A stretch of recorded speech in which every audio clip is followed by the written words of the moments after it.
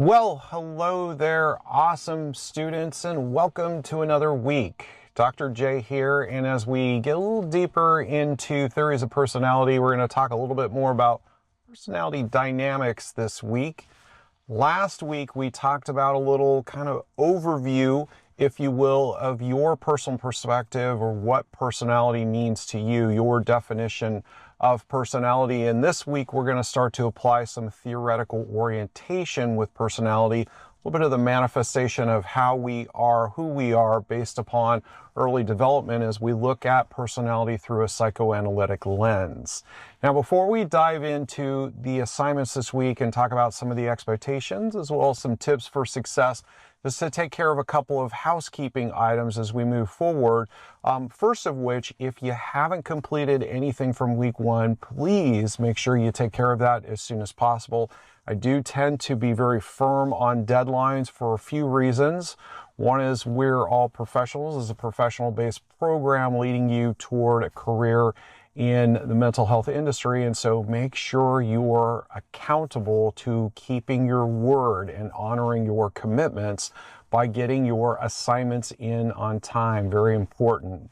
There's going to come a day and time, gang, when you're going to need to have your clients be accountable at this level, and probably students or people you supervise at some level. So remember this time as an instructor that held you really accountable to some of those deadlines. And so make sure that you're on top of things.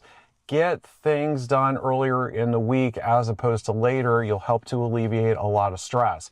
If you are behind in submissions, please get those submitted as soon as possible. I will typically do my grading early in the week most of the time. I try to get things back to students maybe Wednesday, no later than Thursday of the week, again, time permitting. Sometimes the projects will take me a little bit longer. They're a little bit more intensive to grade. You will usually focus on a couple of key things within your submission if I'm doing a written evaluation, although sometimes I do video feedback, so stay tuned for that. I usually pick a couple, 2, maybe 3 assignments each term that I do a little bit of more focused, direct feedback that's highly personalized in terms of video grading. Again, I usually do these things on projects, on bigger submissions, because video grading does take me a little more time. Please pay attention to your feedback as you get it this week. Look for opportunities to improve your performance. And again, I'm going to give you some tips and insights in these weekly updates to help you to continuously improve your submissions as you progress through this class and ultimately through the program. Remember, the goal is to learn as you make the errors in your program, in your classes, so that you don't make these over and over again, right? Repeating the same mistake twice over and over again is what we call that crazy sometimes. And so let's take a look at the assignments this week, give you an overview and some expectations as well as some tips to be successful. So as we dive into Module 2, we're going to start to talk about things on a little bit of a different perspective, where maybe last week we talked about personality more from a personal perspective. This week we're going to look at personality from a psychoanalytic lens, from a theoretical perspective. We're also going to get a little bit into assessments and how those might factor into how we're interpreting personality as well as how we might work with an individual.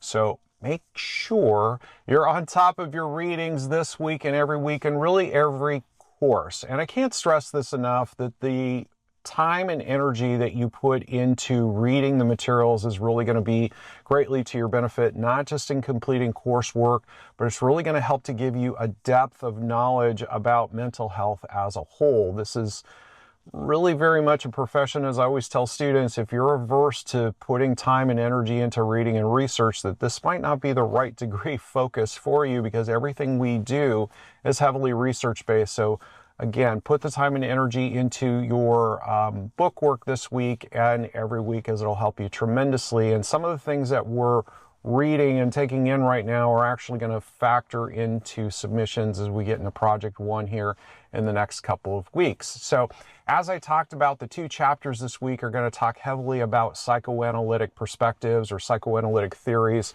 related to personality. In Chapter 4, we get more in that classical Jungian, Adler, Freud perspectives of how we evaluate personality. And as we get into chapter 5, it's a little bit more contemporary, same type of framework.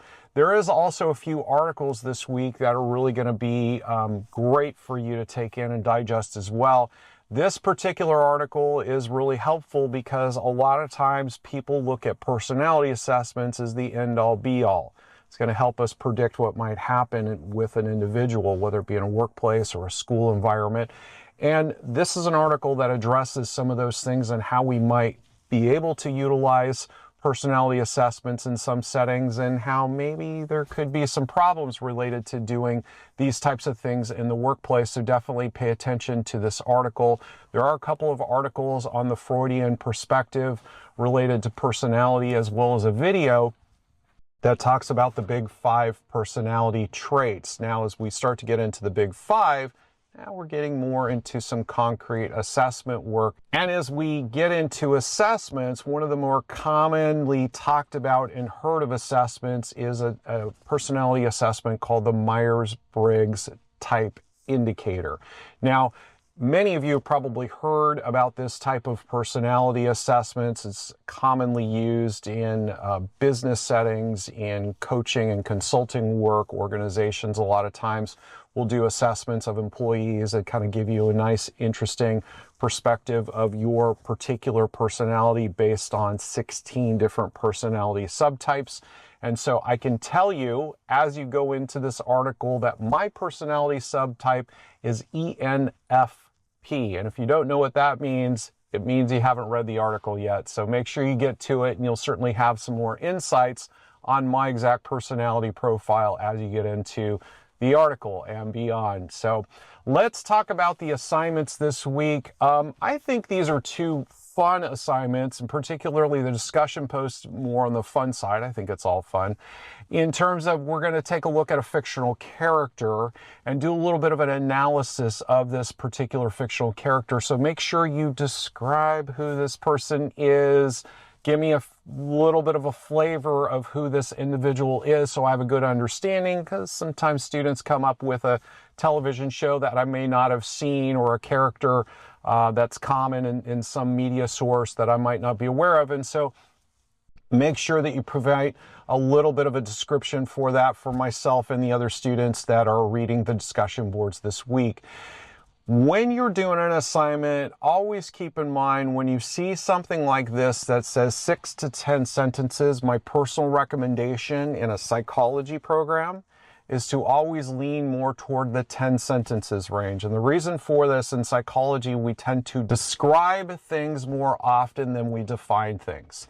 And a lot of times in a business program, for example, with a master's in business, I can assure you, in a business setting, we look to define things, quick summary of information. But in psychology, we want to describe things more, want to provide more information to give me a solid picture of what might be going on. So as I talk to one clinician to another, we can get a rich understanding of what might be happening in terms of theoretical orientations or case conceptualizations and so forth. So just go a little bit on the heavier side. That's one of the primary reasons. The second reason why I encourage students to write a little bit more is, historically, sometimes students don't write enough information. If you don't cover it well, then I can't give you full credit. So demonstrate that you have solid mastery of the content, expand your thoughts a little bit. Pick a couple of these bullet points here, write a couple of nice paragraphs based around this. By the way, 5 sentences rather is a nice, solid, rich paragraph. So this is about 2 solid paragraphs of content. So talk about your character and talk about any emotional intelligence, and certainly tie this back into some of our themes that we have within our program. That would be a good thing as well. For the assignment this week, we're going to be getting into a journal submission again, and journal submissions are typically more on the personal side of things, but I want you to take into consideration the readings this week. Utilize that information to help you develop a nice journal submission this week. And we're going to go back and revisit some of what we did in Module 1. We're going to use some of those images, make sure and download the template here. It'll help to kick you off and get you started, but you're going to look at this from a different perspective than you did in week 1. You're going to look at this more from a psychoanalytic perspective.